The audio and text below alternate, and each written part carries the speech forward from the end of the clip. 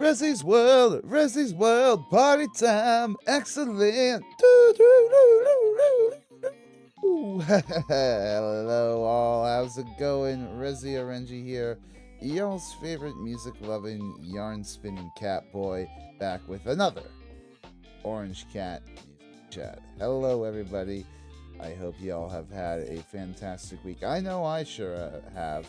Feels like a fucking weight has been lifted off my shoulders now that the whole rise and fall of glam metal series or hair metal history series is done. You know, it's been like almost a 2-year journey basically at this point since I first started that series. So, didn't mean to go angry there. Sorry.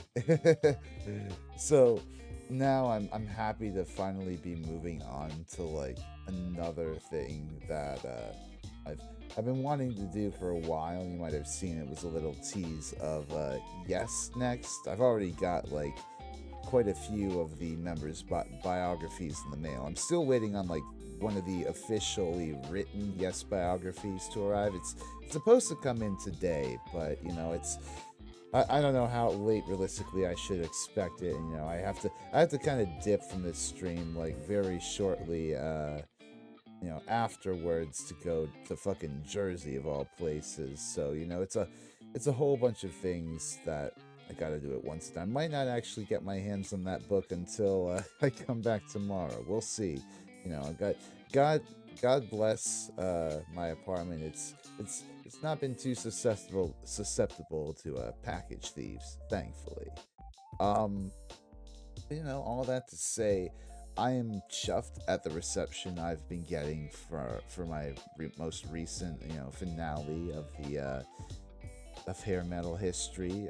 We're almost at, I believe, 2,000 views on that baby, and that's amazing to see. Keep it up, y'all. Keep on sharing, liking the video, commenting, all that stuff to help it in the algorithm. You know, I understand that me using like copyrighted music as I do definitely deboosts my chance of the video really making it, as opposed to, you know, my videos being like wholly original content. But I guess that's just the risk I run being like an independent music documentary. And I don't know fucking how Todd in the Shadows does it, but you know, then again, people like him have been like long established by this point.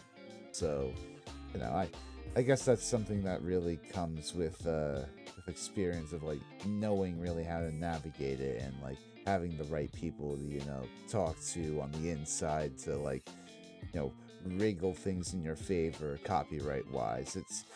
It's a tough game out there in the YouTube algorithm, and I appreciate you guys for sticking with me while I take my time on these projects to see them through to their completion, and you know, all the support you give me afterwards. So thank you for that.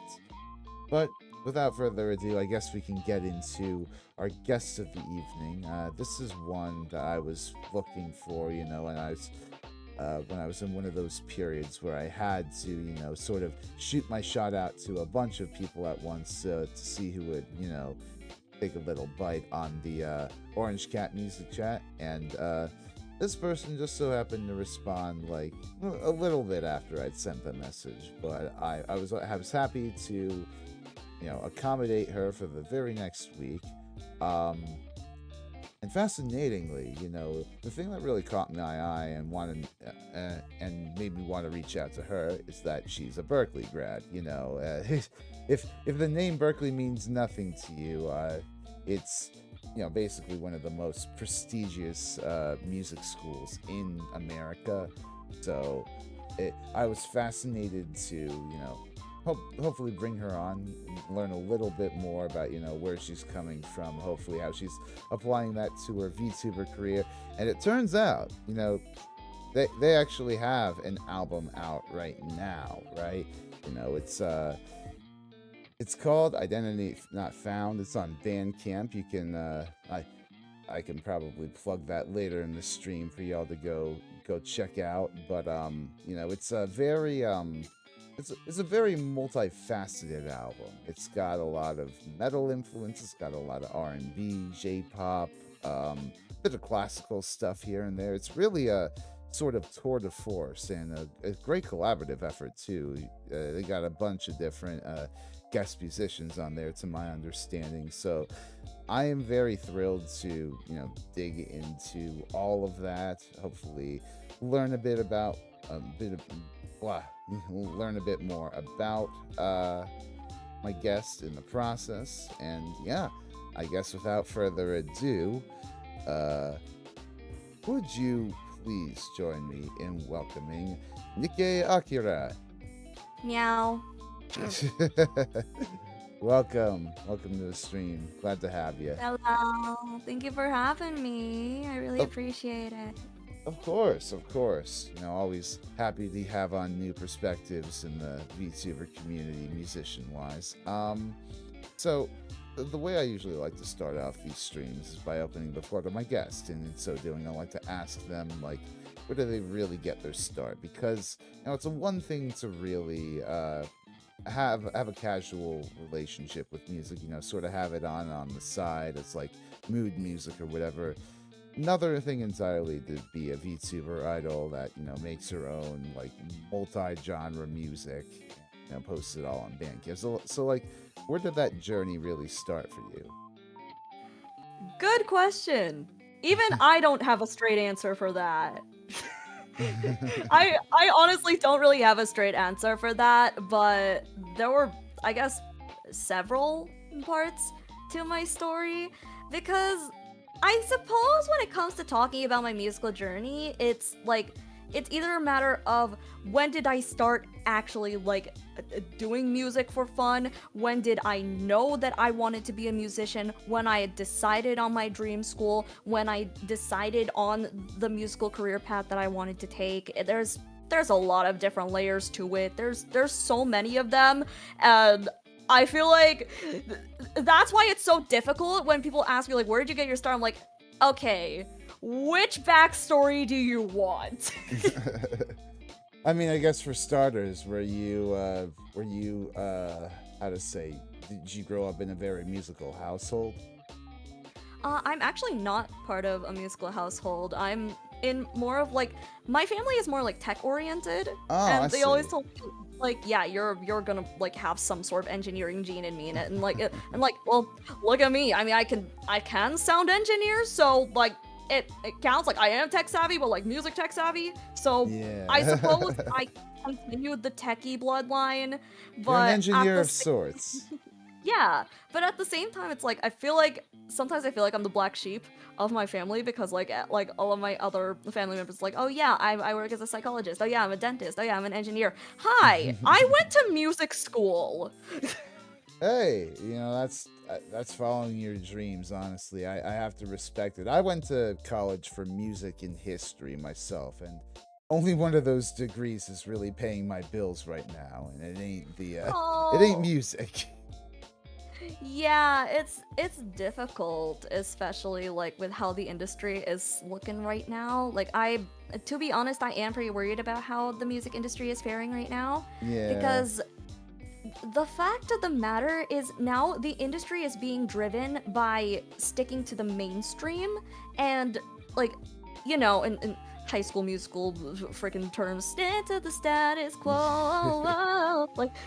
You're literally sticking to the status quo. It's stick with the genre that everybody is going to listen to, that is going to have plays on the radio, otherwise you are screwed. And Yeah. as someone that experiments a lot, looks over at my album, which doesn't have a set genre, it does Right. discourage me a little, but at the same time, I don't want to fold to the mainstream, because I know that's not where I'm going to be happy. And I feel like Yeah. when it comes to music and when it comes to art, if you're not happy with what you're doing, there isn't exactly a point. Honestly, I feel like there's definitely a taste these days for more off the wall music, especially in the underground, where you've got bands like King Gizzard that do different genres every album, where you've got bands like Sleep Token that are I don't know, they're kind of a similar vibe to you, where it's heavy mixed with R&B mixed with rap and all that stuff, and it's there's taste for mixture. There's taste for something new, for experimentation, but it's like, yeah, you're right. Like, it's like the music industry is super hyper stuffy, and it takes a long time for trends to really shift. And But it's even worse when, like, as like if an artist already has like an established sound, people are going to expect more from that sound. So if they hear like something is different with them, or they're experimenting with a different sound, they could lose a chunk of their community because they're not used to this and they're not sure if they want to continue on this path when yeah, their favorite artist is experimenting with things, which also freaking sucks because one of the artists that like that inspired me to actually want to start pursuing music as a yeah. career was Zed. And I initially listened to his Clarity album, and I was like immediately in love. There's something about Zed's musical style, and with a lot of EDM artists, that like there's so much Mm, color, and when you're listening to it, it's like colors are like bursting into your head. Like that's kind of how I see EDM. And then his True Colors album came out, and I was like, this does not sound like him, but I'm into this. yeah. But like at the same time, I know that like there are some fans that are like, why why is this why is this here? This does not sound like Zed at all. And then as he kept like putting stuff out, it's like it felt like his sound was kind of sort of retaining a little bit of his style, but at the same time you could tell that like he's experimenting with different styles. And Yeah. like it's still obviously him, but he's gravitating away from what put him on the map, and some fans are like obviously turned off by it, Hmm. which is like that kind of pipeline is honestly pretty dangerous, and I think should be avoided, because what if we want to experiment? What if we want to try out different genres and different styles? Like, please let us do our thing. We're the artists. Yeah, no, it's a struggle between what's commercial and what the artist wants to do. I was reading a bit about that today in this one biography from this drummer I really like, Bill Bruford. By the way, hello Floatzilla. Welcome to the chat. I hope you're doing well today. Um Actually, I guess we can kind of pivot, since you started talking about your tastes. You've noted in our pre-stream chats, you like stuff like EDM, like J-pop, like Ado, sort of more emo, post-grunge stuff, MCR, 3 Days Grace. It's a very interesting mix, of metal and Yeah. like J-pop, EDM. How's that shape how you approach music? It makes me extremely undecided when it comes to how I want to write. In all seriousness, though, in all seriousness, sometimes when I write lyrics, the style doesn't come to me immediately, and then I try to like sing out like a melody for it, or I come up with a chord progression. I'm like, wait a second, this could fit with this kind of genre. Wait, this could fit with this. Wait, what if I did this kind of drum with this? There, Mm-hmm. so, I would like to say I am the final boss of I listen to a little bit of everything, because like rather than being like a super fan of something, I tend to be like a casual listener of a bunch of different bands, a bunch of different artists, Right. because like if something sounds good, then I'm down, and for all we know that's going to become my hyperfixation, even if it's not a genre that I'm used to listening to, or not an artist that I had been like aware of like until now, it Yeah. still might become my hyperfixation. So Mm-hmm. that's what got me here. And a lot of the times when I would write lyrics or I would come up with a chord progression, if the style doesn't come to me immediately, I'm just like, okay, I'm just gonna save this, and if I don't like it later on, like a year from now, I'm gonna throw it out. But my one of my songwriting classes in Berklee actually encouraged keeping those ideas, and it's called keeping like song seeds. Like if an Yeah. idea comes to you immediately, like immediately write it down, or like record a voice memo of it, because that could be like your next hit. So Yeah. I've taking that to heart. Like I've been really taking that to heart, and some of those song seeds happen to make it onto my album. Yeah, So I am no longer underestimating the power of those song seeds. Thank fuck, I absolutely. still have the Notes app and I still have the Voice Memos app because those are saving me with some of my ideas. Yeah. I mean, you never know when an idea could really bloom. Like a good example I'd like to think of is like Jerry Cantrell, I think, for one of Alice in Chains' albums, like back in the 2010s. Like, there's this one riff he thought up, but he was like, he was like, his hand was injured at the time, right? So he couldn't really play it on guitar or whatever. So he basically just took a voice memo and he kind of groaned the riff into it and then saved it for later, to work on. But that sort of thing is, I think quite more common than we might think. Like even going back to like the rock and roll days, like if you go back to like some like album demo compilations, there are these songs on there that wouldn't see like full fruition until like a few albums later by an artist, and it's like it's it's good to like develop an idea and know that you can't really do anything with it right now and come back to it later. I think that's a good sign of like that's a good sign of like musicality there. I think understanding your limitations, as it were. Yeah, and sometimes the best ideas will come from the most unexpected moments. Like there's it's one thing to have shower thoughts, it's another thing for an idea to suddenly pop in your head while you're in the shower and then you're kind of vamping on it. There was a song seed that I collected because while I was on the plane. I forget where I was headed. I think it was it Boston to Hong Kong? Yeah.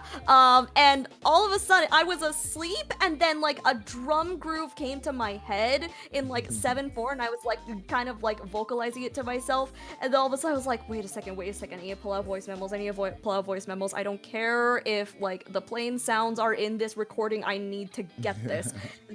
That song seed is still sitting in my voice memos to this day, and I still think it's so fucking funny that I managed to get a song seed while I was on the plane. So that kind of says the kind of person I am. God, I would hate to be that sort of person. Just like imagine people like looking in on you from across the other aisle. Yeah, like it's just like why are they tapping something out on their what is voice memos doing on their, what is wrong with this guy? Yeah. Also, yeah, Floodzilla, I'm really happy. I said earlier in this stream, I'm really happy that series is done and over with, and I'm happy to have included a lot of forgotten, well, at least in the West, Japanese glam metal in there too. It was a fun project, but I'm thank God I'm ready to move on to new things. But Nikei, so with all that said, with like how that shaped you, how do you continue discovering new artists? Do you like continue listening to things on SoundCloud or like Spotify, SoundCloud, streaming platforms, and getting like algorithmic recommendations from there, or do you try to take like organic recommendations from friends and family as much as you can? Nowadays, most of the recommendations that I get are from my friends and from my family. Okay. And because of that, I feel like that for the most part has gotten me into like a lot more new artists.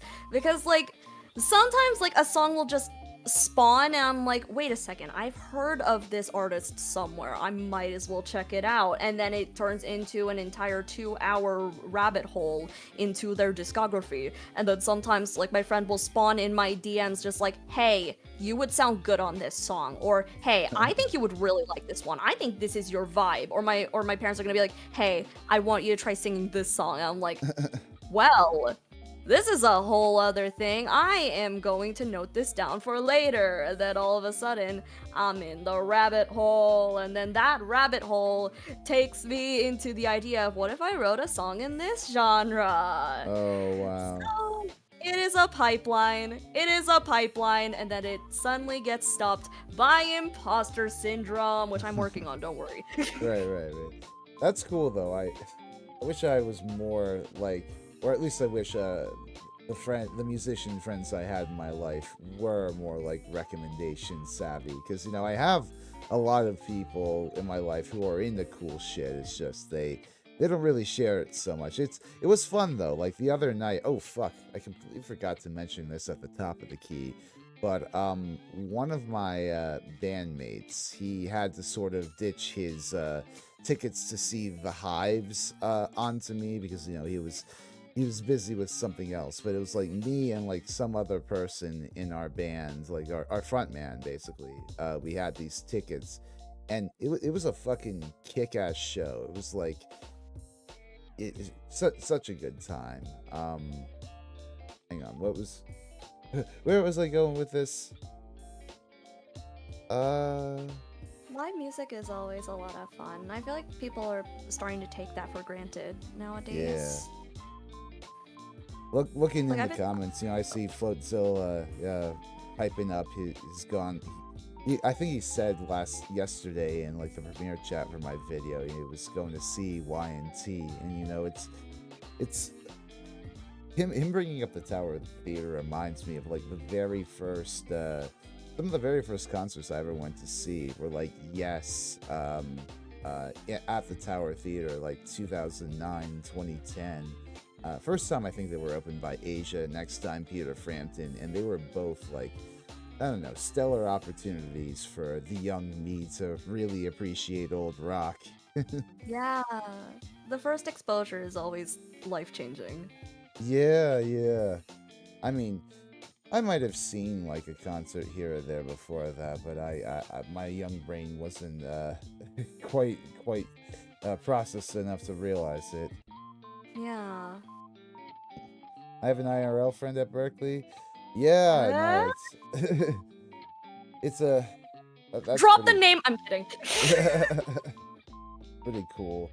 I mean, sometimes if the name drops, then I'm just like, wait a second, I know that person. So there are names I could drop, but like a good chunk of my community are actually like some of the friends that I met at Berklee. Like, I feel like my community is split down like 3 different groups. Like the online friends that I met like back in high school, my Berklee friends, and then the VTuber friends that I met Yeah. after graduating from Berklee. So there is like no in between from all of them.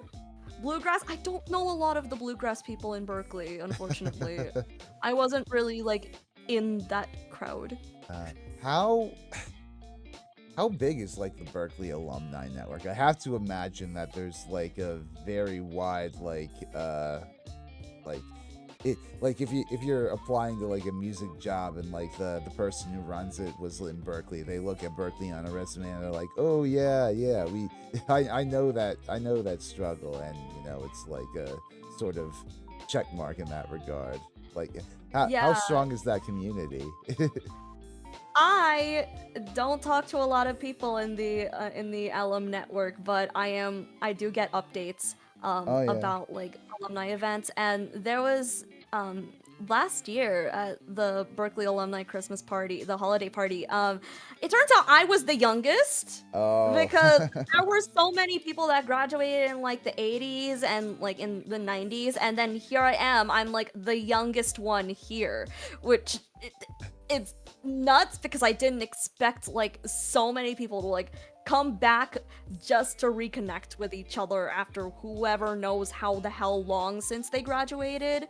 But it's nice to see that like everyone from like all those different graduating classes, they're still tight, their connections are still strong, and like there are so many classmates that I remember from my graduating class. I really want to reconnect with them because like they've been amazing company, even if we're like different time zones apart. I still like honestly still miss working with them.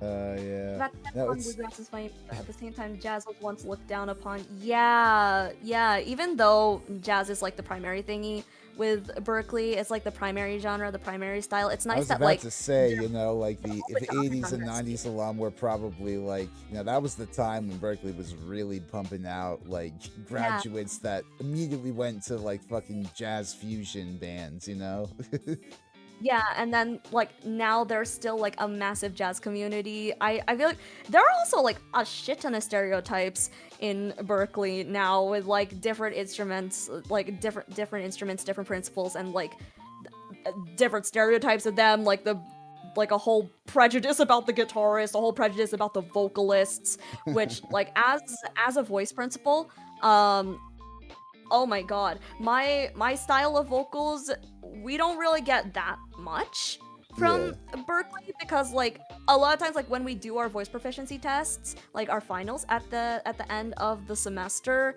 the judges are they seem like they're expecting certain things from like the genres that they're used to, There's or no they're Screamo expecting 101 you, at Berkeley, really?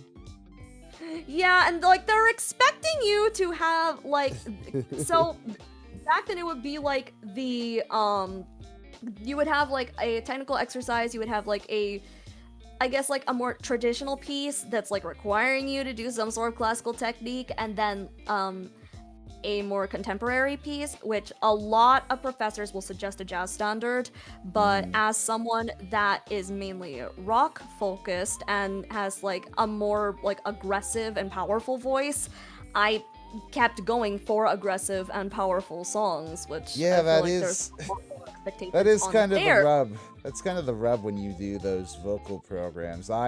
For a brief time in college, I took like vocal lessons, and I think the most rocking our vocal teacher was willing to go for like a recital or whatever. I remember one guy in particular in the his class or whatever. Um, he wanted to go for like a more rock sound, and he was assigned, I think, like Strangers Like Me from Tarzan or something like that. Phil Collins, essentially. Oh And it's like, Okay, okay, okay. I guess I see where they're coming from with Phil Collins, but like, seriously? yeah. That's the furthest you want to go? I mean, I had a Really? decent time singing classically. I had a good time. I think at one recital singing like an old Mahler leader, but I don't think I could have ever continued down that rabbit hole as a vocalist. I was far more of a drummer at heart.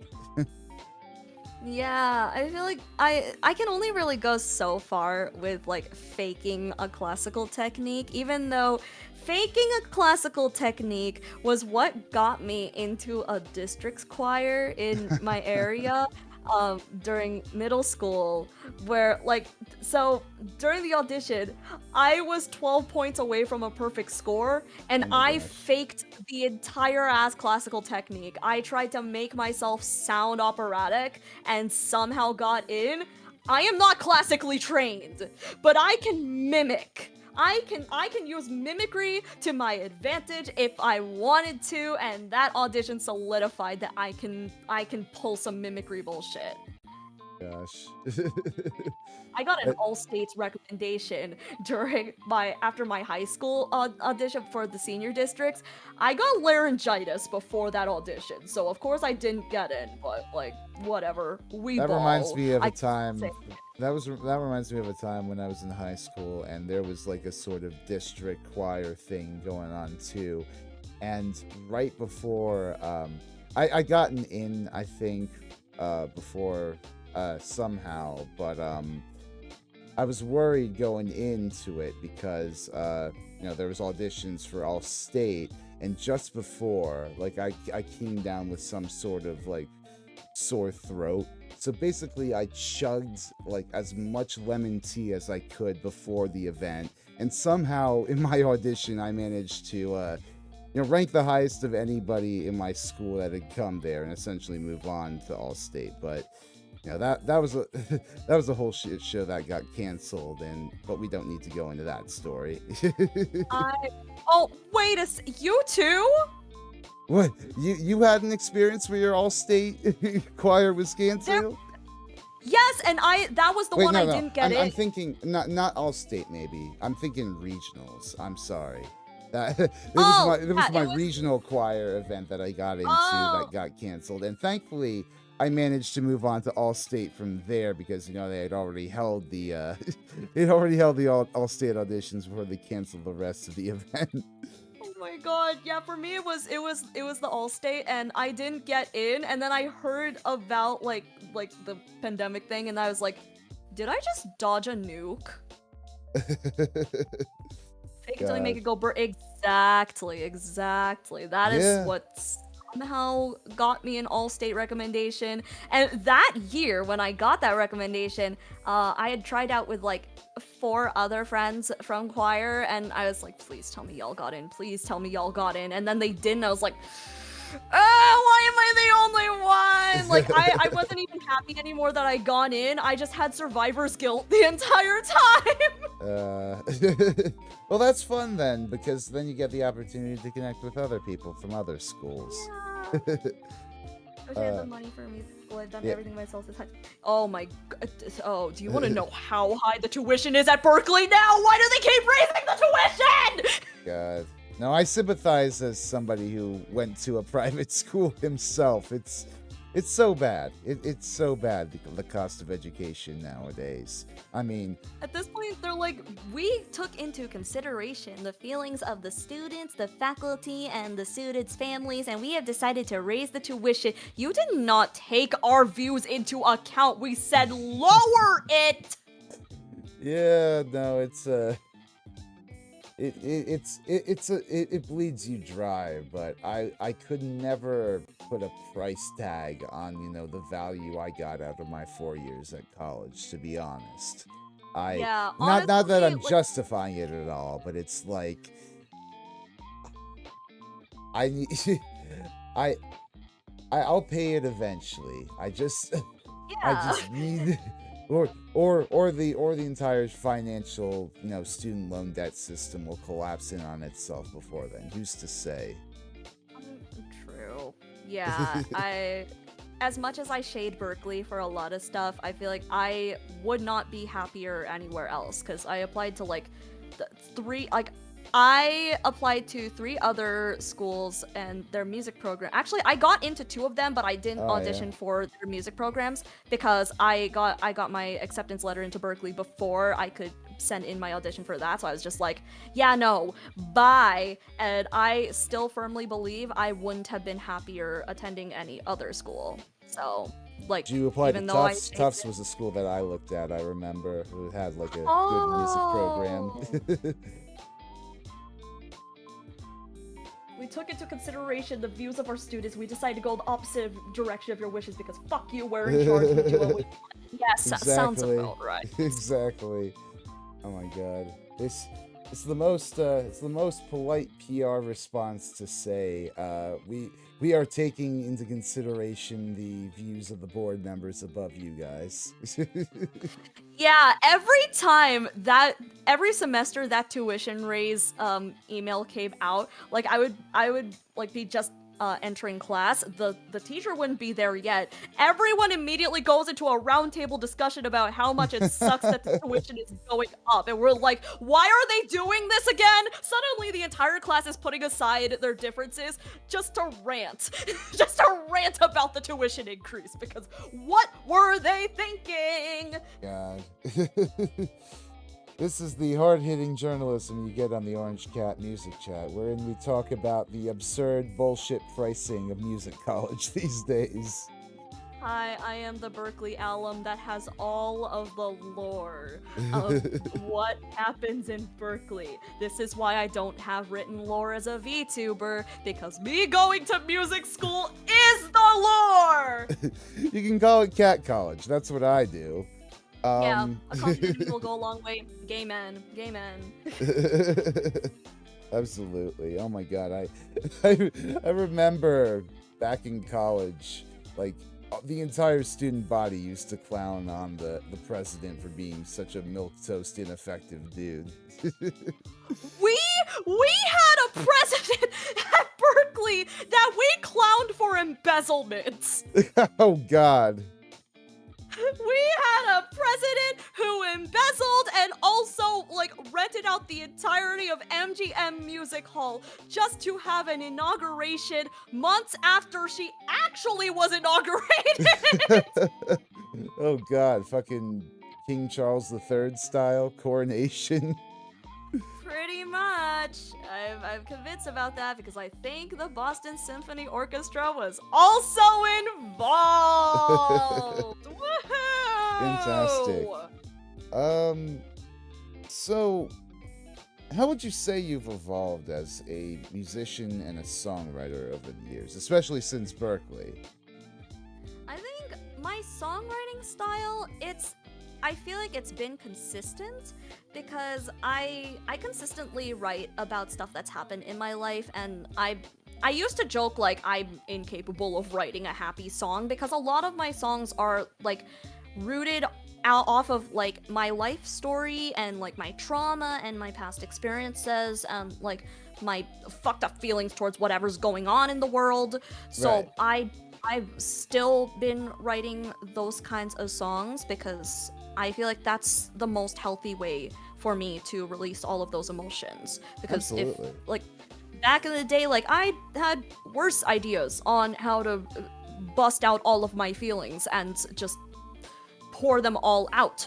And it was onto myself. It was self-inflicted torture. But now, like, I know better, and I feel like I've evolved as a person to the point where now writing songs has become so goddamn cathartic because I still write songs about the shit that's happened in my life, but I'm able to really catch myself in the moments where I'm feeling like shit and remember like, no, you need to put all of these emotions out in a more healthy manner and fucking write something. Put the shit out on the sheet, put it on the DAW, get on Logic, start producing some bullshit because that is the best way you're gonna be able to get all this out.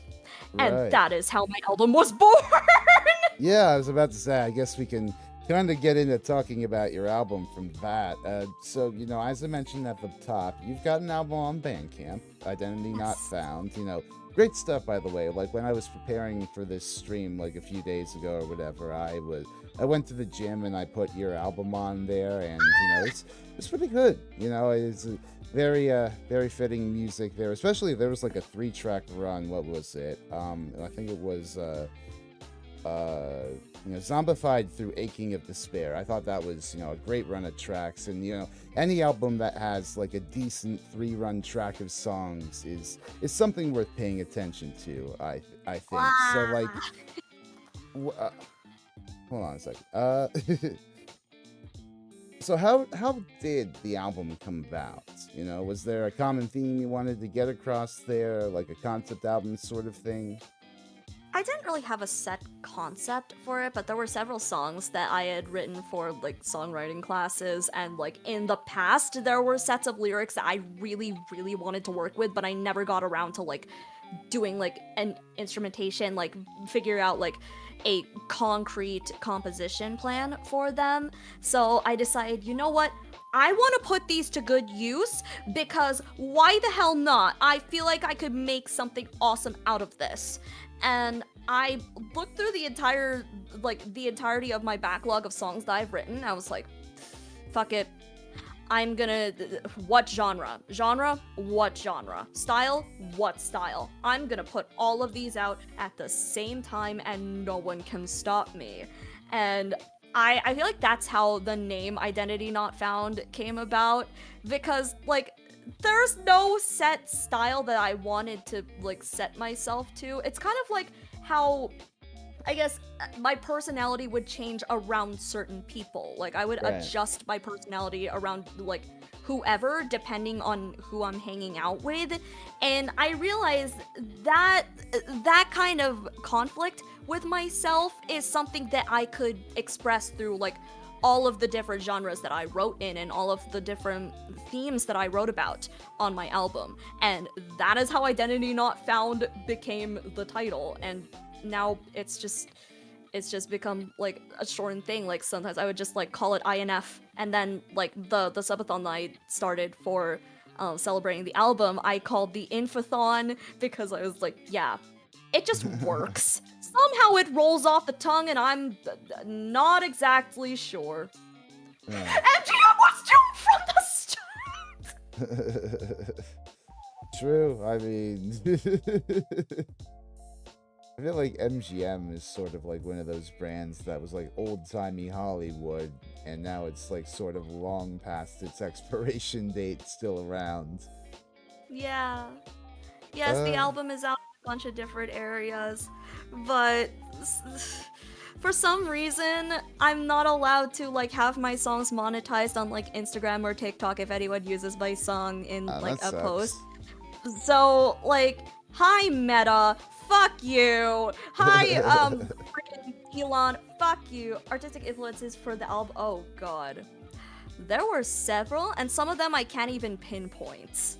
But yeah, Utsupi, one of my favorite Vocaloid producers, who actually specialized with metal and like making the Vocaloids do like metal screams, was one of the main influences for Zombified. Actually, Utsupi was one of the main influences for how I went about with Zombified, and oh yeah, Break the Silence. Break the Silence, I feel like I also had a pretty clear vision for, because I wrote Break the Silence with the intention of making it a song of protest, because I wrote it when, like, at the height of the Black Lives Matter movement. Oh, okay. So I had full intention of making that a protest song, and it turned, like, I wanted to get some inspiration from like AC/DC and Green Day, and like I wanted to go off of like the hard rock genre, like the harder styles, kind of get a little bit of influence from like both the older styles of rock and like the newer punk style.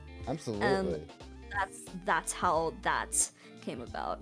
That's yeah, cool. yeah, Chill, you kept DMing me a lot about just going off about my album and how you were really getting into it. I'm like, oh my god, shut the fuck up. I didn't even know that you can make the Vocaloids do death metal screams. That's really funny. Yep. I really want to work more with vocal synths, because the only time you hear a vocal synth on my entire album is Wait For Me, and that was my first time actually tuning a vocal synth. So I want to get a lot more practice with it, and hopefully I can make like an even longer song with one, because as of now, I may need to switch to doing vocal synth work on my PC, on my Omen PC, rather than on my Mac, because there's only so much I can do on my Mac.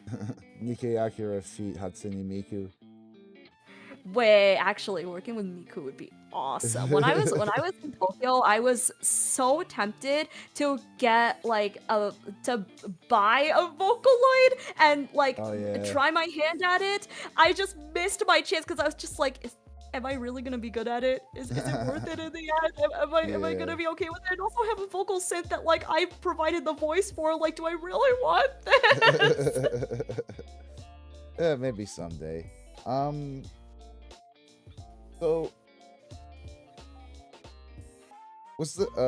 what was it like coordinating the collaborations with other musicians and vocalists on the album?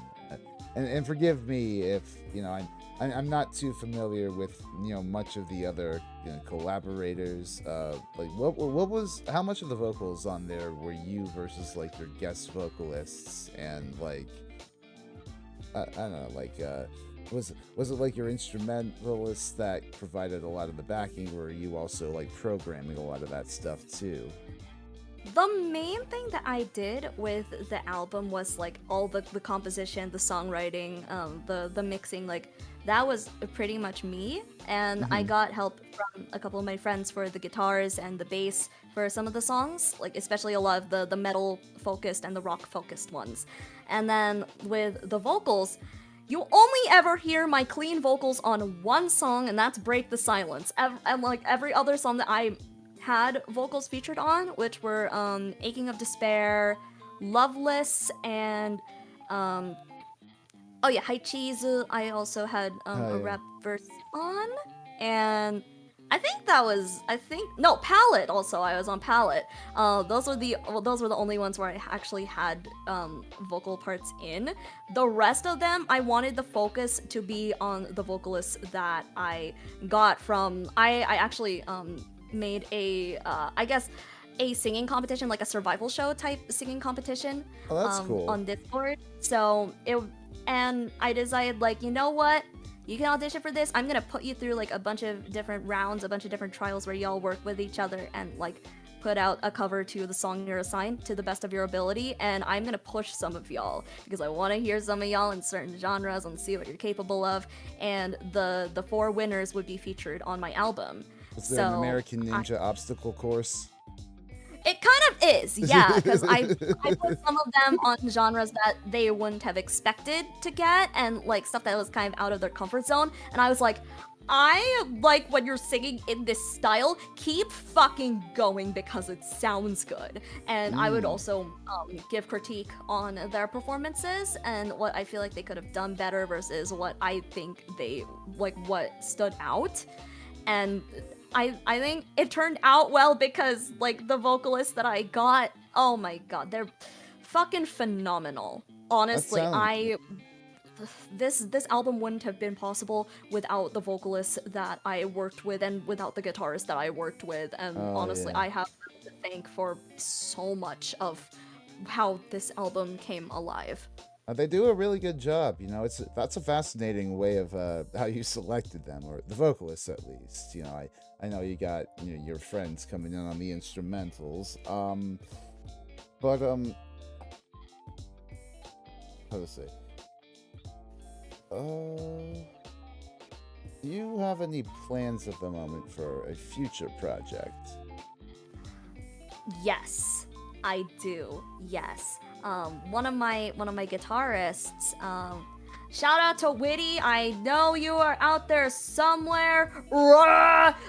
Witty sent Witty sent a demo from his old band, and was like, "Hey, you could do something with this." So I'm absolutely planning on doing another release at some point. And there are also some other ideas for songs that I really want to put into place. Okay.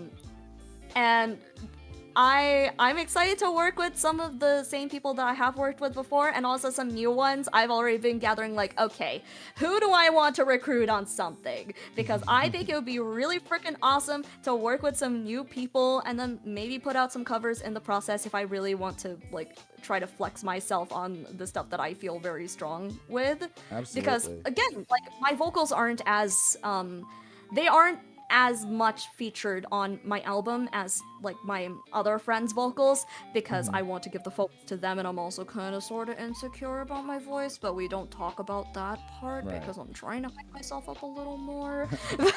Yeah. It's good to have confidence.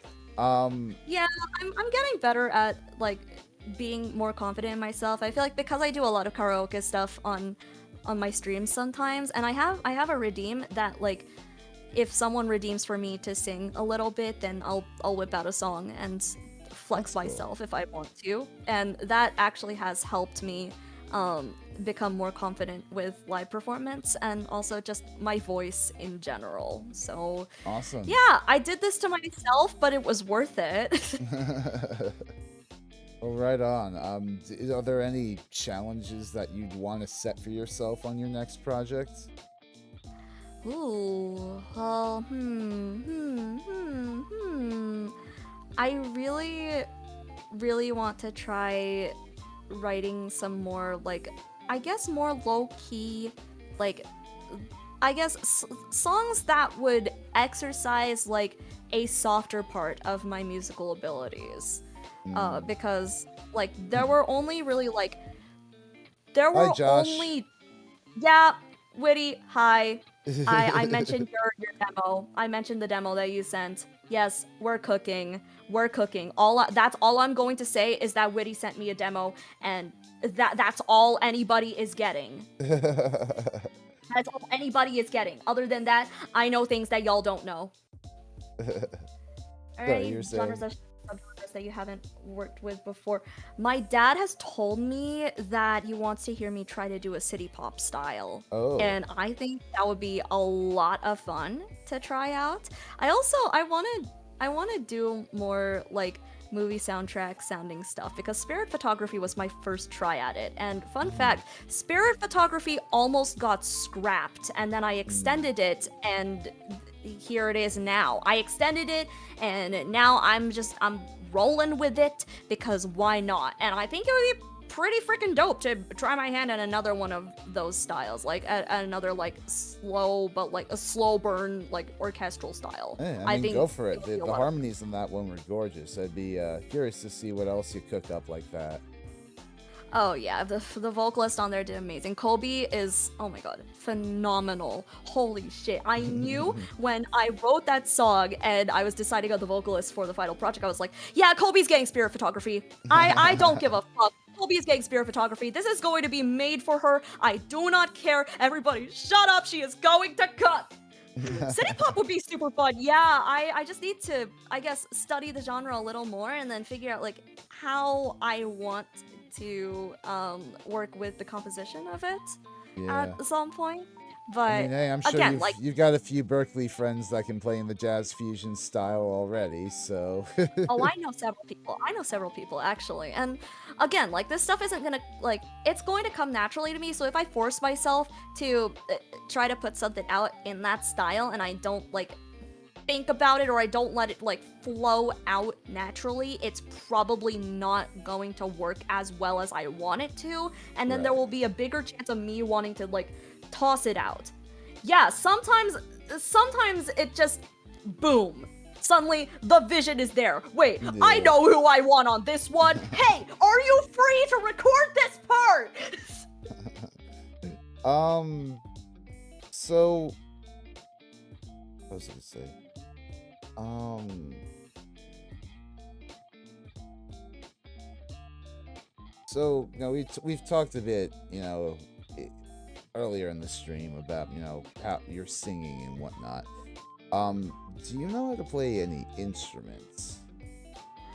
I do, and a lot of the instruments that I have are currently in my room with me. Let's see, one, two, three. I have like two electric guitars, one Strat, one Tele, and then I have a classical guitar. I have an acoustic guitar. I have an electronic drum kit, like all the way behind me, Oh, awesome. and I have a piano. I have two MIDI keyboards, although I'm thinking of selling one of them because I'm not really using it.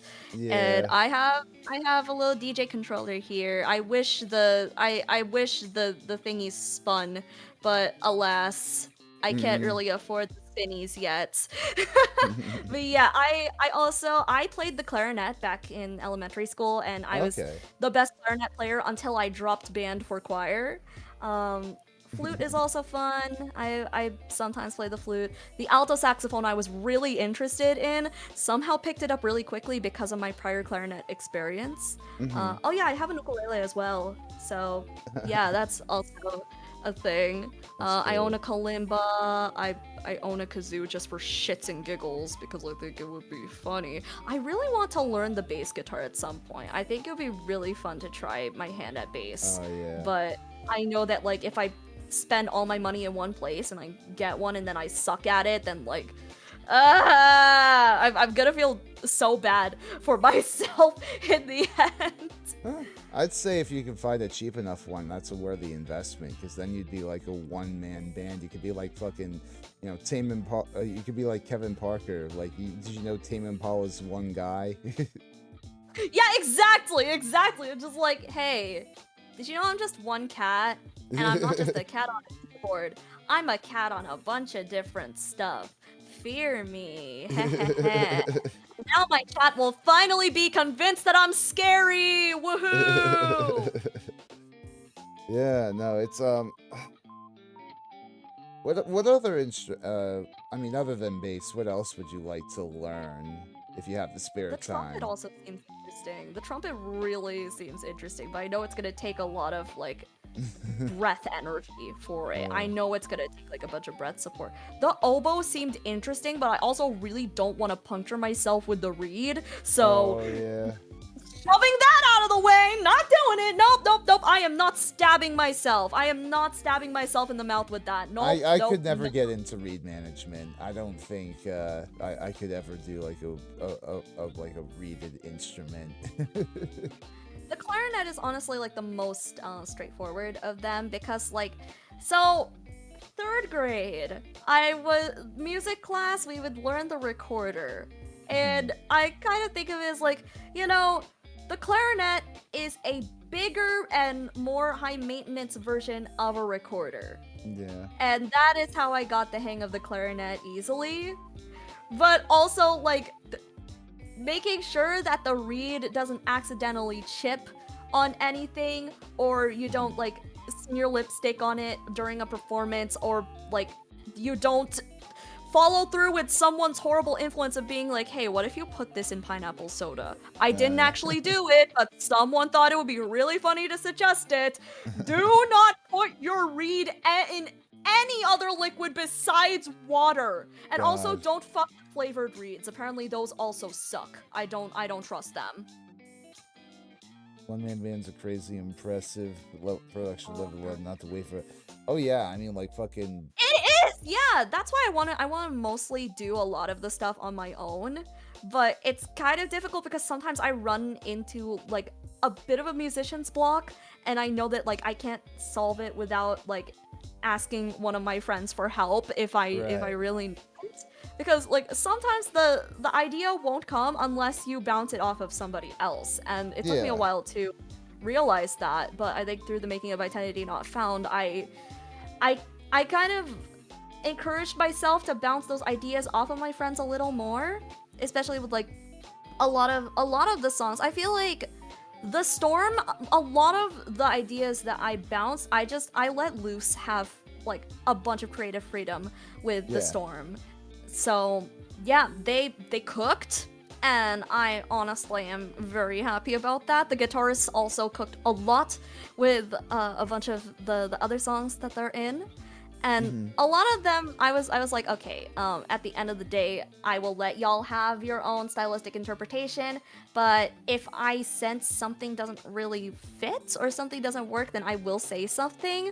And very rarely would I say something about like the stylistic interpretation or like whether something works or doesn't, because then I hear the final takes, I'm like, God damn it, you guys are stacked. What the hell? I don't deserve y'all. Holy shit.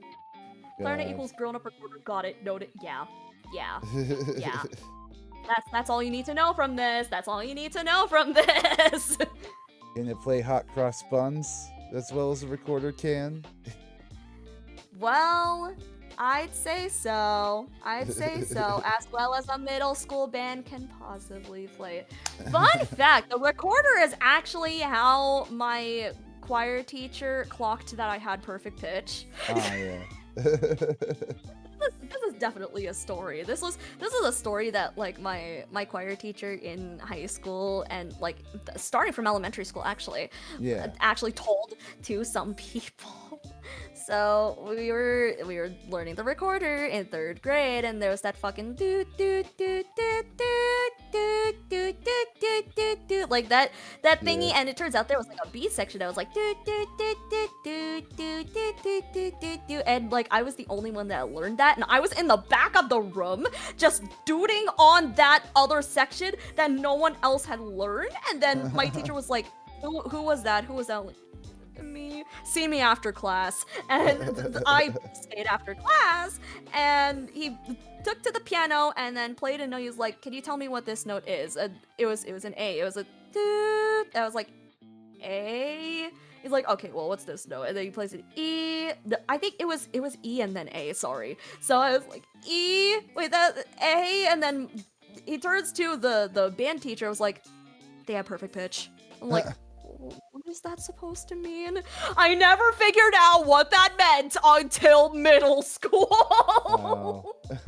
And now I consider perfect pitch a curse because the second you try to tune an instrument, you suddenly want to die because something sounds slightly off. And also with tuning vocals, like you can hear something is slightly off, and then it just gives you emotional damage. That's the biggest debuff of having perfect pitch. I consider it Yeah. the biggest curse known to musiciankind.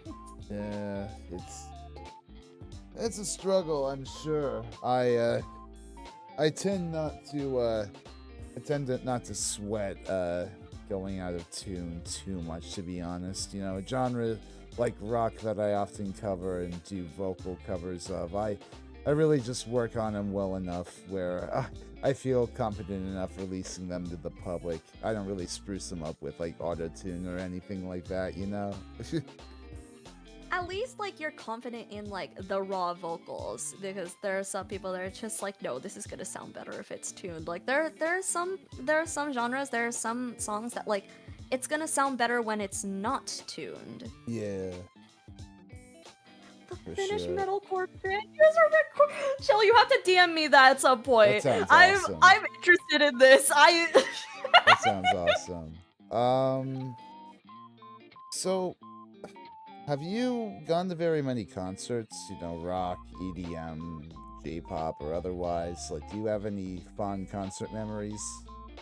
I think the biggest one was I also casually listen to K-pop, but Enhypen is one of my favorite K-pop groups, and Okay. there was, I think, my sophomore year of college, I think I had gotten tickets to see them all the way in Jersey. Okay. So that required me to not show up for a class in person. Oh. So I was in the car. One of my classmates FaceTimed me into class, so I would still be able to listen in on the lesson, but I wouldn't be able to actually like participate in it. Just so I could have like my attendance point, like I would have my attendance recorded, even though I'm not physically there.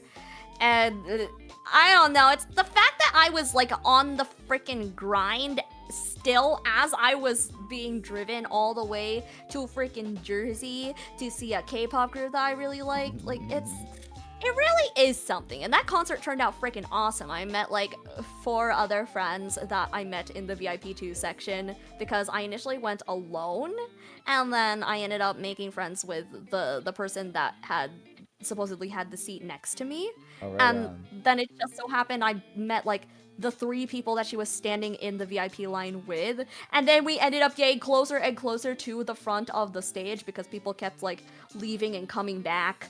I Yeah. also got shoved out of the way during Polaroid Love, but we do not talk about that part. I did get shoved though. I got shoved away from the barricade. I Yeah. still felt that to this day. No, I'm kidding. I don't take it personal, but like, bro. Tiny Fem's bro. always disrespected at concerts, unfortunately. There's always going to be that one fan who will shove you out of the way no matter what. And honestly, like what matters more is that the concert was enjoyable and I met several new friends through Yeah. that experience. And I didn't think that I would, but like the thing is live music can really bring you closer to someone. And even if the concert itself might not be like that good, or like even if like you're really focused on the artist, like it still brings you closer to whoever you ended up with. Like sometimes during like the cinematics that would happen in between songs, I would just like look behind me and be like, okay, 1, 2, 3, 4, okay, we're all here. Yeah.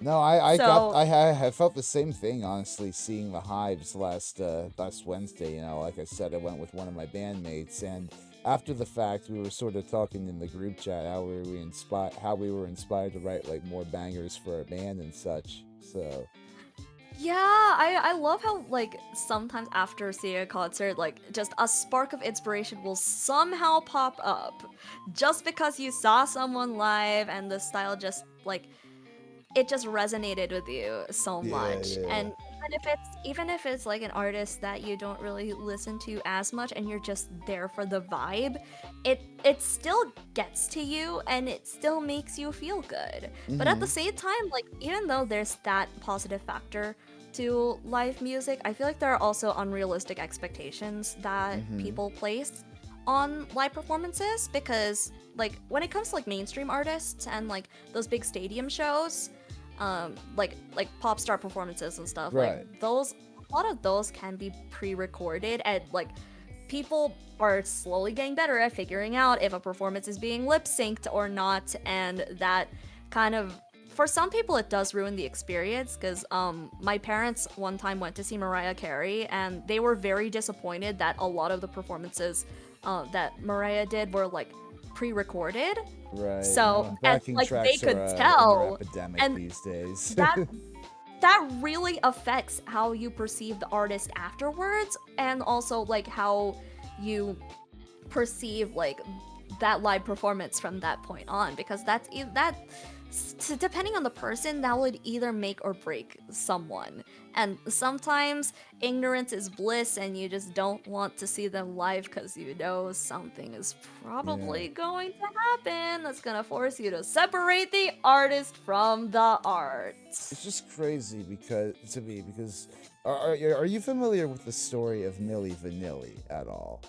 Oh, girl, you know it. Girl, you know it. Girl, you know it. Exactly. Like they got fucking exposed for having, you know, like no musical integrity 30 years and like being all reliant on backing tracks, and that fucking ended their careers. I'm surprised that like we're still dealing with shit like this for, you know, actual bands with something to lose in their reputation, you know? I feel like people have an easier time like getting away with it.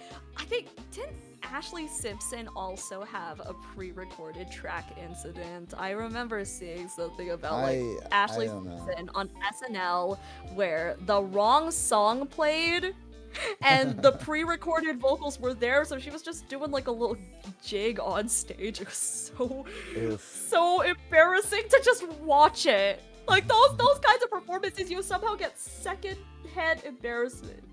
Big fan of going to the shows where I don't enjoy any of the performers there, just enjoying the vibes. That was kind of what I experienced. There was a metal show happening around it was in June, and I ended up going with a friend to see some local metal bands, and it was just a vibe. I was just vibing. I was like on the very edge of the mosh pit. I didn't actually go into the pit, but I was kind of like at the end in case we needed to shove somebody in. My friend went insane. My friend went insane, owned the goddamn pit, and several times I was tempted to go into the pit myself, but I had a cider on me and I didn't want to spill it on anyone, so I just didn't go in. Lesson for next time, go into the pits.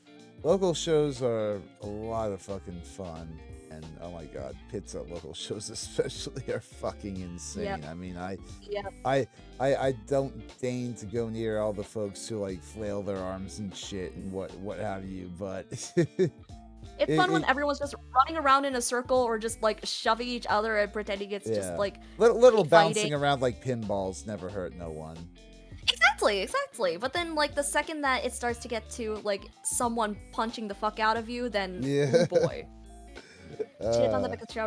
Oh! Wait, I didn't know that. I didn't know that. Oh my god. That's Reading Rainbow, motherfuckers, the more you know. So I think you kind of mentioned this a bit before. You know, you talked about how you had like karaoke and you got like random karaoke redeems on your stream. But like, how else do you like try to incorporate your musical side into your you know, streaming career? Do you do any music production streams at all? Or... I've done a stream where I made a diss track, but that was like as a joke. That one was done as a joke, as one of the infothon goals. Hmm. And I have another stretch goal that's like I actually like compose a song live, but Yeah. because my DAW is on my Mac and I'm streaming off of my PC, I can't exactly like transfer the footage. So that sucks, unfortunately. I do make an effort to try to promote my album and also my mixing commissions on stream. From like I made it so Stream Elements would automatically promote my VGen for mixing commissions and also the Bandcamp link to my album, Okay. just so people would have access to it. And I always tell people on stream, like, I'm a musician first before I am a VTuber. Like, Mm. whatever someone rates in, I will introduce myself. Like, I am an independent music artist who is also pursuing VTubing to expand my branding. So, Right. I always make it a point to, like, mention that if new people come in, that I prioritize being a musician. Like, I consider myself more of the music artist more than the VTuber. Hmm. But being a VTuber is kind of like part of how I'm promoting my music. And that was Right. initially how I decided to start promoting it in the first place. Sometimes I would also just break into song in the middle of stream, but we don't talk about that. Hey, you got a little Kai Guy idol element to your music career too. That's really Yes. cool. Yes. Spin kicks. Oh god. Oh no. um when you stream, right? What's your favorite, thing, game or something to stream? Ooh, I have like a regular rotation of several games, but lately I have been doing a lot more on a massive GTA roleplay server Oh, hell yeah. that hi chill. I know you're in it. I know you're training me, and my character is now hired as a police officer. Is it And are you in Lodestar? Is that no, it? I'm in Oshiarki. I'm in Oh, Oshiarki. okay.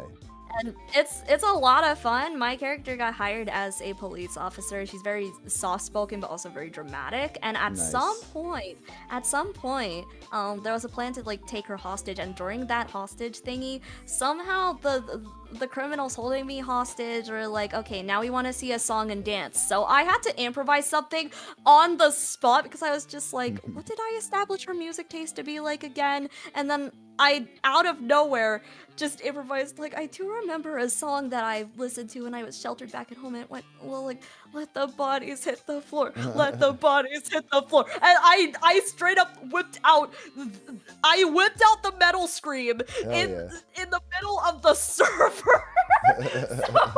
So I had established that my extremely shy character, who can barely stutter out a word in front of new people, can freaking metal scream. And now I'm just rolling off of that. God, I love that.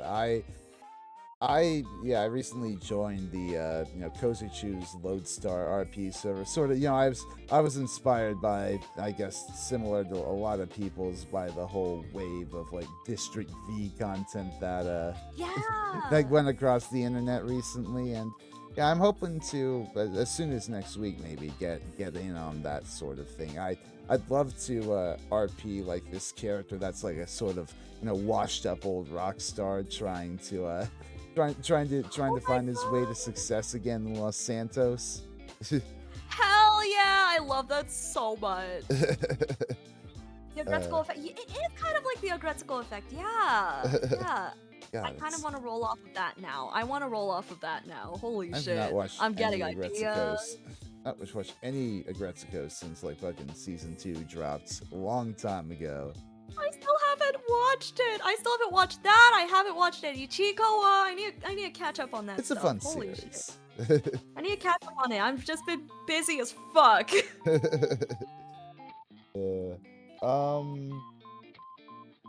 Do you have a favorite video game OST?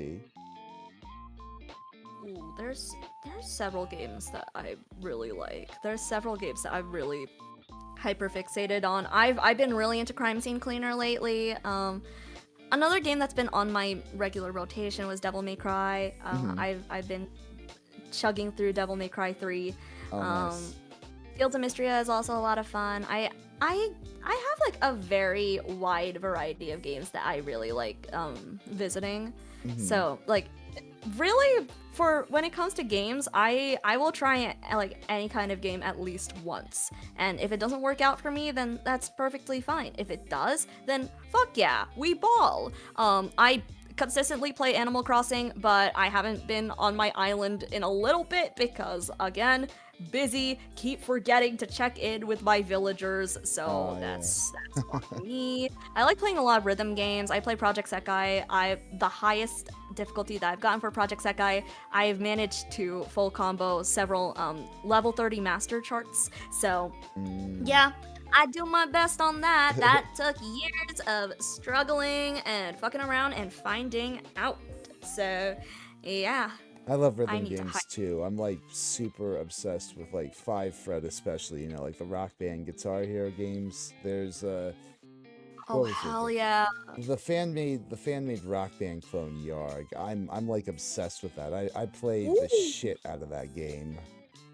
Well, Rock Band always looks so fun. Like I gravitate towards the drums for that, but I also like I never owned it, so that makes me sad that like I only really played the demos. But like, that's fair. Also, I mean, when I visited the arcades in Japan, the rhythm games there are always fun. But I always come across the tryhards. I always come across the ones that are always playing on the highest difficulty. I'm just like, I am going to look like a fucking clown in front of them. But regardless, I will still play the taiko drum game. I don't care.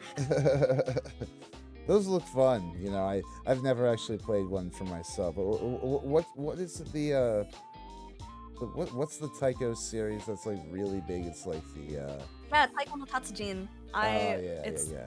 amazing. It hits different in the arcade. It's a lot of fun.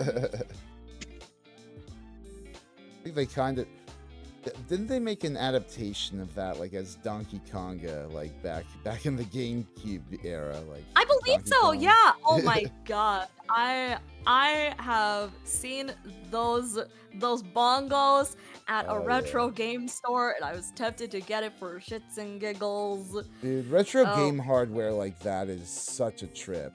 Like I love it. I have kind of want to buy zapper. I want to buy like an NES Zapper just for the vibe. I have one. I legitimately have one right here on my desk. Hell yeah. That is my pride and joy. I got to try out Duck Hunt on my friend's NES the other day. Last week. Oh, that's awesome. Played it. So happy with how I did. I will hog the goddamn TV. I will hog the goddamn NES just to play Duck Hunt. Oh god, playing Clone Hero with a keyboard sounds so stressful. I mean, I guess I feel like you could like keybind it right, so you could actually have like a sort of similar experience to guitar, but you can't strum. That's even the one then, thing. like yeah, even then, like it's not going to hit as different compared to if you actually had like the right controller and the right hardware for it. Yeah.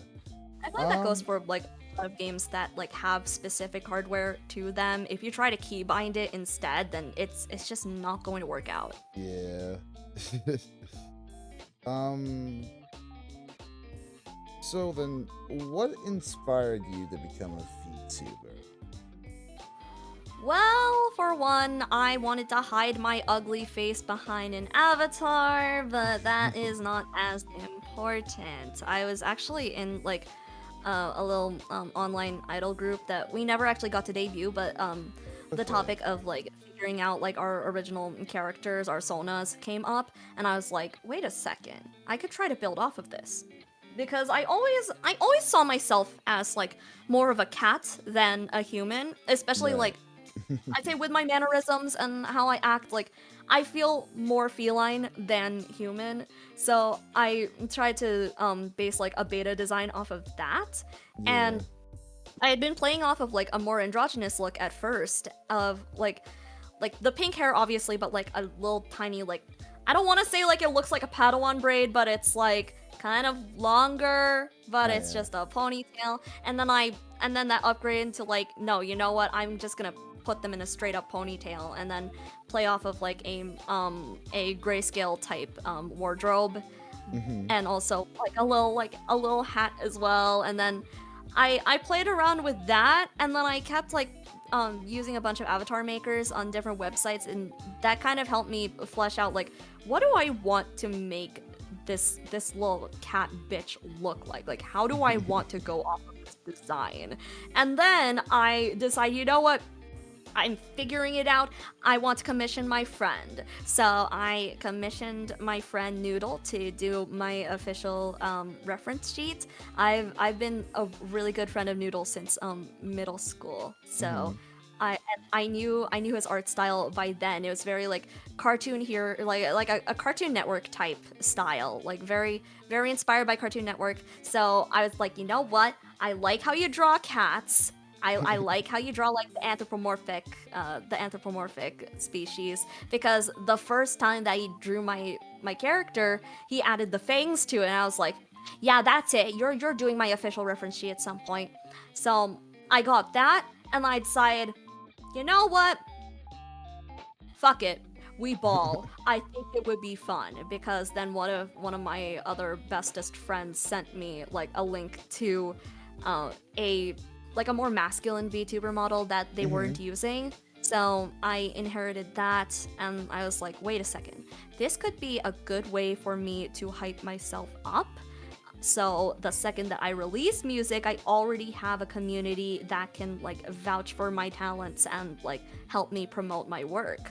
So initially, like, that's all it was going to be. I was going to like show myself off as like this silly pink cat, and like, yeah, this silly pink cat is on your screen and singing sometimes, and also just plays games because like games are fun. This is like the world that I escape to if I feel burnt out.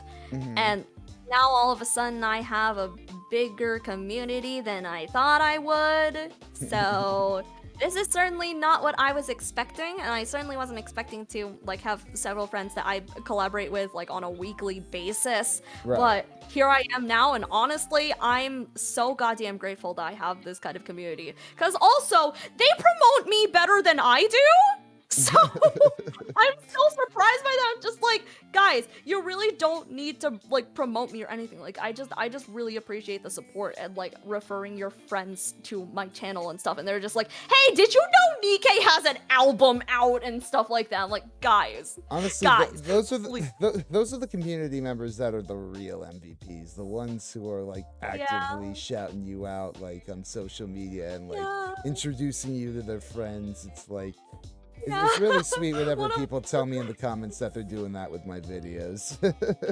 Yeah, one of my friends was like, yeah, I am putting identity not found on in the background of this stream, or like, yeah, I'm using this as my starting soon music. And then one of my other friends is like, yeah, you know what, I'm gonna put on some identity not found. I'm like, nope, you're getting muted. I'm getting muted. You're getting muted. And they're like, no, you're staying here. You are staying here. And then Zombified comes out, which is the song that they're on.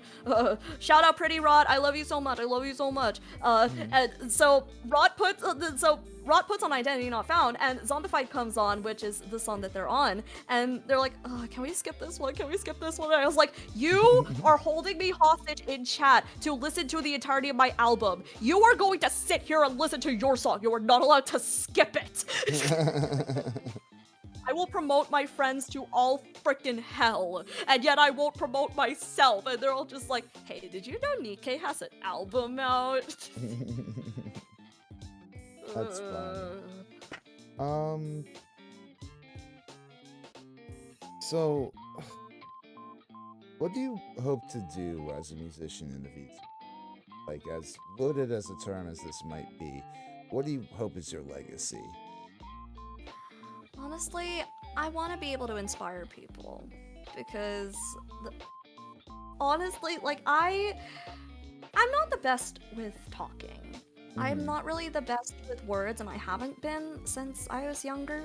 Like, I will yap about like the most inconsequential topics, and yet like if you ask me to like hold small talk or anything like that, or like communicate like a normal, like a quote-unquote normal person, neurotypical would, then I'm going to struggle. And I also have difficulty expressing my emotions freely. There's not a lot of people that I'm able to vent to without feeling extremely insecure about myself, or like I'm being Right. clingy or annoying or anything like that. So being able to write music and express my feelings through that is the best way that I can get myself across. And Hmm. if I can give a voice to the people that are kind of similar to me and unable to get themselves across with their words alone, then that's really enough for me, because Yeah. communicating through your music or through your art is so goddamn powerful, and I feel like is severely underestimated. So if I'm able to give a voice and inspire people to share their talents and put themselves like in the spotlight and express themselves in the same way that I was able to, and the same way that I was inspired by the artists that I look up to, then that's really all I ask for.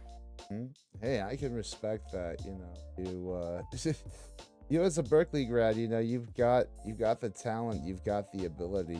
You might as well go for it if in the way you best feel comfortable, whether that be as a pink cat or whatever, and hopefully it will be accepted in the form that you put it out in.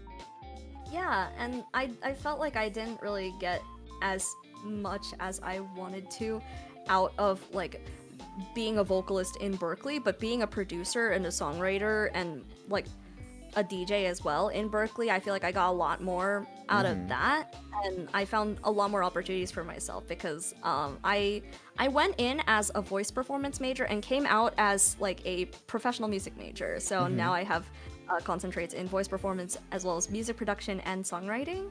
So now I have a little more under my belt because I figured out what I'm strongest in and what will work for me in the future. And Right on. I I recognize that like just singing on a stage isn't enough. Like my my brain is wired for production and composition and like like being the driving force behind something rather than being the vocalist on stage and Mm-hmm. like just singing my heart out. Like being part of the creation process is what drives me and what keeps me going, and that's really the most important part to me because like this is my art, this is what I Yeah. want people to remember me by, and this is what I'm going to put out to the world, and you all will take it, and if you tell me to do otherwise then no. um, do you have any dream goals or collabs? Ooh. There are a lot of corpo VTubers that I really look up to that also do music, Right. and a lot of them I also really look up to. There's a Niji Sanji VTuber in the English branch that I really look up to. Zealgan Joka would be freaking Oh. awesome to yap about music to, and to like maybe like write like make background music for his streams for, or yeah, maybe I'm oh my god, Admittedly, I I'm not really too familiar with the By the Beat boys, but they seem like sweet men. Zeal is freaking awesome. Like I have been a I've been part of his membership for a while, and he does behind the scenes content of his music, which is Mm-hmm. it's really interesting to see like how he goes about with it, because like for one we use different DAWs. Like Right. he uses FL Studio, whereas I use Logic Pro X, and for another, like his production style is it's very articulate, very Mm. elaborate, and like some of them like he will have like 30 something vocal layers to Oh it, wow. and the way that he like manipulates his way around those vocal layers is really interesting to me, because a lot of the times I just go off of either like a singular vocal layer or maybe like at the very most like 5 or 6 Right. or something. Like I don't really do as much with the vocals as I do with the instrumental and the production part of things. So it's Mm-hmm. really interesting to see Zeal's process. Another corporal VTuber that I really look up to musically, from Holostars EN, Banzoin Haka, Oh. as another metal vocalist VTuber. I hella look up to Haka, even though like his energy is like really freaking chaotic, but that's like kind of me in a nutshell. I am Haka kind of is a bad insane, both like, as a streamer I and a vocalist. I love him. Haka has an insane freaking voice, and it's so goddamn versatile. If I had even if I had even a crumb, a morsel of the kind of voice that he has, I would never shut the fuck up, honestly. Because, like, how are you going to have a Gatmoy in your voice and, like, be able to, like, push out, like, possibly, like, the cutest clean vocals possible and, like, the idol voice for Snow Halation, and then you're gonna go into a freaking Maximum the Hormone song and you're gonna scream your guts out like that? Like, whatever vocal juice Haka has in him, if I had even a crumb of that, I would never shut the fuck up. That's all I'm going to say about that. He is 30 layers is crazy! Like, how do you put, like, 30 fucking vocal layers in something? Oh my god. I think you mentioned earlier that you take regen commissions, is that right? Yes. How's that been for you? Like, in terms of, like, improving yourself as an artist, like, composing to a deadline, etc. Like, do you feel like, doing commission work has sharpened you as, like, a composer, as a musician, etc.? When I eventually get commissions, I really hope they do, because I haven't really gotten Okay. commissions yet, but I've been working on a lot of fan projects, and I've been the driving force for several fan projects for a lot of corpo VTubers. Okay. And working to a deadline and being the one setting the deadlines for some of them, it's nerve-wracking because some people don't meet the deadlines or like ask for extensions, and then I have to improvise off of that. Yeah. But then they give me like absolute quality work, and I'm like, okay, you know what? You're freaking talented, but also this isn't going to slide in the industry, even though we're doing this for fun and out of appreciation for the VTubers we like.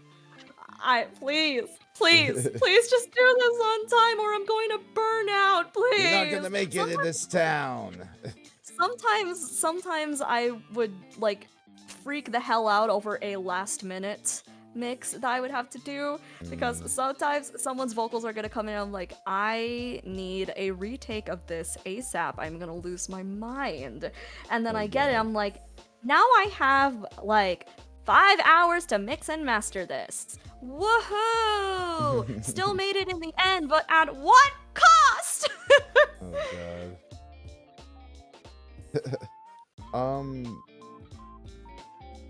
So I think we're just about at the end of the questions that I had prepared here. The way I usually like to close these streams out is by asking, I guess, given the current chaotic state of everything in the world for the past however many years, one thing I like to wonder is, like, what sort of music do you turn to in times of stress? Like when you're angry, sad, depressed, etc., feeling negative emotions, like what music do you turn to cope? It really depends on the mood. Like there are some songs in the moment that I feel comforted by, even if it sounds chaotic or really energetic. Sometimes I'll need like oh my god. Hold on a second. What's up? You've heard of Identity Not Found. Now, after these deadline issues, we bring to you Sanity Not Found. Yeah, screenshotting that for later. Hold on a second. You Chill Pill VT, you have been caught in 4K on all cameras. Gosh. There we go. But yeah, it really depends. Like sometimes I need the pick-me-up, and if that pick-me-up has an anti-drop in there, then by all means. If I need to cry or be like in my feels for a little bit, fuck it, I'm putting on As the World Caves In. I do not care. Do I and like do I need to like let something out? If the way to let something out is by some crazy ass dubstep or J-metal, then I will slap that on, but it really depends on the day, and also it depends on like which artists or songs I've been hella hyper fixated on, because that could change in like Yeah. the within a week or within the month, and then all of a sudden my playlist has like almost 5,000 songs.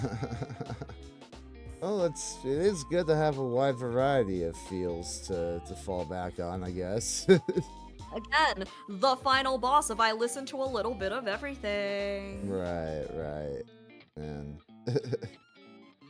well, that is just about all that I had prepared. Is there anything that you wanted to mention or ask or anything? Well, really, one of the big things is that I really appreciate that you do this show, because Hmm. as someone that does music and is also in like the VTubing community, I feel like there isn't really like as much for the ones that do original music so much as the ones that do covers. And Right. sometimes I feel a little overshadowed as someone that puts out my own music, compared to the ones that do covers of the songs that like everyone wants to hear and everyone likes. Yeah. So being able to put a spotlight on some original stuff and giving me a place on this show, it really means a lot. So Yeah. honestly, thank you so much for having me. It means so goddamn much. Of course, yeah, no, I always love pulling from all sorts of perspectives in the VTubing community, the music loving and making VTubing community. It while it's fun to have the people on every now and then who do those covers, who do those sorts of utaite, Vocaloid sort of remixes or whatever.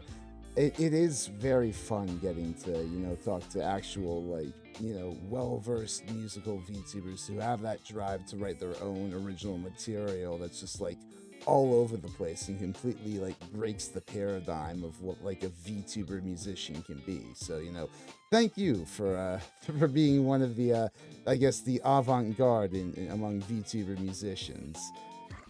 Thank you so much. I feel like avant-garde is a little Well, strong word when forward it comes facing to. at the very Oh, least. yeah, I mean, that's the literal definition of avant-garde. Clearing the way for others. But I'm just a little guy. that's that's I'm how just we a all little start. guy. I'm That's how we. scary though. I'm scary the second that you put me in the studio, but I'm just a little guy. All it takes is a little guy going a little crazy, and boom, Exactly. you've got a new trend in music. Yeah, a little guy on the DAW, what will they do? Put out bangers, I guess. Yeah. But yes, thank you so much for joining me today, Nikei. Is there where can people best find you? So I stream on Twitch as at Nikei Akira. I also stream on YouTube at Nikei Akira.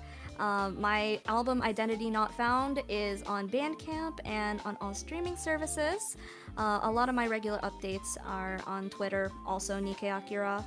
And hopefully, I'm gonna be posting my schedule for this coming week either later tonight or tomorrow.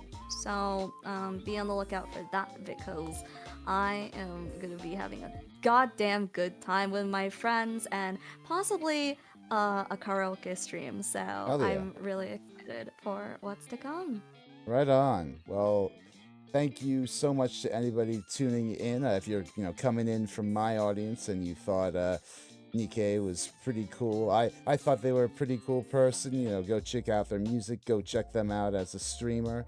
If you're coming in from Nikei's audience and you liked what you saw here today, if you like the chill vibes and whatnot, please consider subscribing to me. I do these talk streams every week. I also do lengthy music history deep dives, into aspects of rock music history. I've done like a Kiss deep dive series. I recently concluded a hair metal deep dive series.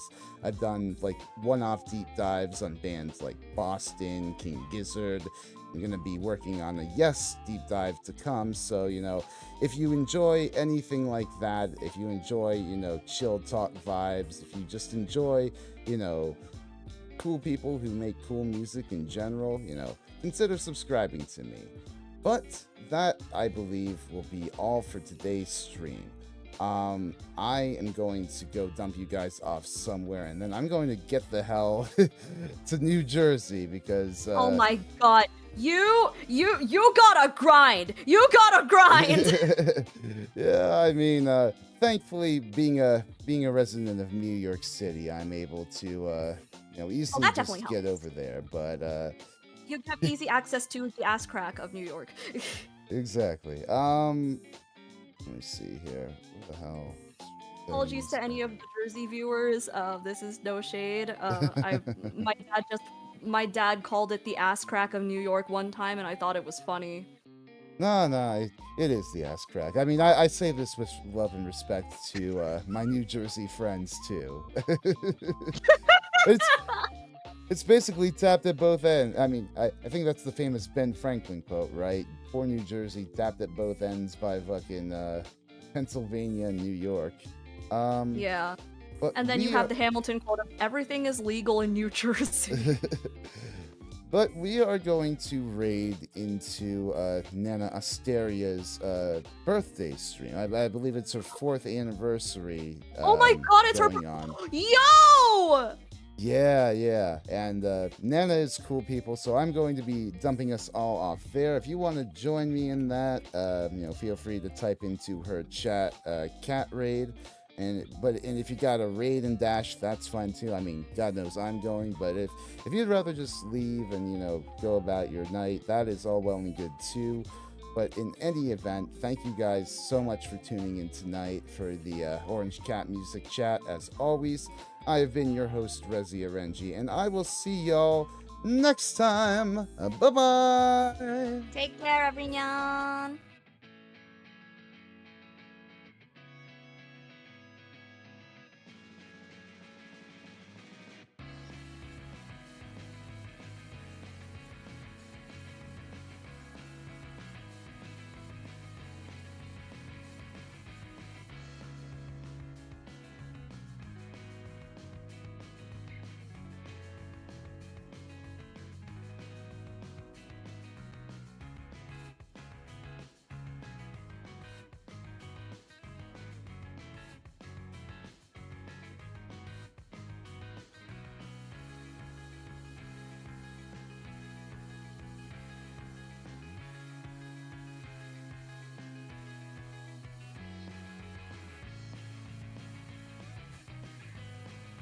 You should be like,